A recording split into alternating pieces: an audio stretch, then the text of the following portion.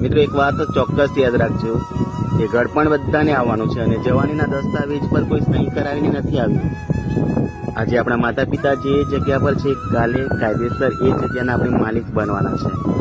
તો એ જગ્યાને અત્યારથી સાચવીને રાખો ને.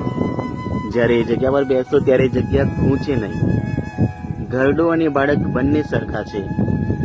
બંનેમાંથી એક વાત ના સમજે તો તમે ખુદ સમજીને થોડું જતું કરશો ને તો સ્વર્ગનું પહેલું પગથિયું તમારું ફાઇનલ સમજો. અને બધા પગથિયા પાર કરીને સ્વર્ગમાં જગ્યા બુકિંગ કરવી હોય તો મા બાપને ઘરમાં નહીં હૃદયમાં રાખવા પડે. કેમ કે ઘરમાં તો જીવજંતુઓ પણ રહેતા હોય છે.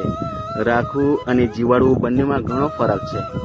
તો જાગ્યા ત્યાંથી સવાર સ્વર્ગની ટિકિટ લેવા માટે લાઈનમાં પણ ઊભું નહીં રહેવું પડે, કેમ કે ત્યાં ભીડ બહુ ઓછી હોય છે.